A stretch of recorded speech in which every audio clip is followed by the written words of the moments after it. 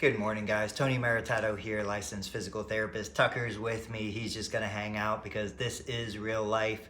I'm back at home. I'm back at my stairs. I'm recording this video for a specific patient, but I thought, you know what, let me share it out on the channel because maybe other people would benefit from seeing this also. So you can see I'm sitting on the bottom step. This would be the eventual goal for someone after a total knee replacement, to be able to go down to a 7-inch step and then be able to return to standing. Of course, it depends on your height, body type, other factors. But for an exercise perspective, from training perspective, I love working on the stairs. One of my favorite home programs is built all around the stairs, and that's what I'm going to share with you right now. So typically, when somebody is starting after a knee replacement, they're usually able to sit in a standard chair. Standard chair is about 19 inches. That's something you would find in the clinic. So if I'm sitting on the second step, it's pretty close to the same level as a standard chair, but what's nice about it, it's super stable. It's not gonna slide. It moves me to the front edge, because a lot of times if you're sitting in a regular chair, you're gonna sit all the way back and it's harder to get up.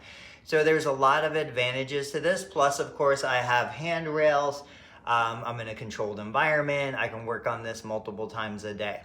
I keep hitting Tucker because as soon as I stop, he's gonna get up and hog the camera. So let's see what we can do. So from here, the main thing that we wanna work on is what we refer to as getting your nose over your toes.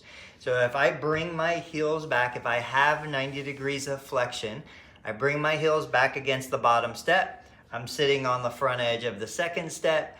I'm bringing my body, my torso forward so that literally my nose is over my toes.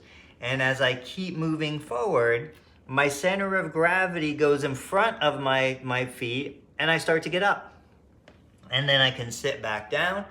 A lot of times my patients might have secondary conditions like hip arthritis, spinal stenosis. Maybe they don't have enough of the ability to flex the trunk, and so they end up getting stuck.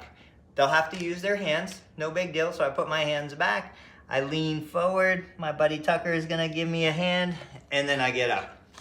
And so as I work this, if I find that the second step is just too low, I can go to the third step. Now I'm not tall enough to really do anything from the third step, but I can just kind of catch the front edge. And then from here, I can lean forward, nose over the toes, stand, come back. If somebody, just has incredible knee range of motion, look at that deep squat, they can sit on that first step. And then of course from here, I've got my hands on the second step, leaning forward, nose over the toes, come into a standing position. What I love about this is it gives us an objective measure, gives us the ability to track improvement. I don't care so much for my patients what the knee range of motion is on the goniometer, because we know that's an inaccurate measurement. What I care about is, are they able to do more? Are they getting better? Do they feel more confident? Do they have better coordination, balance, control?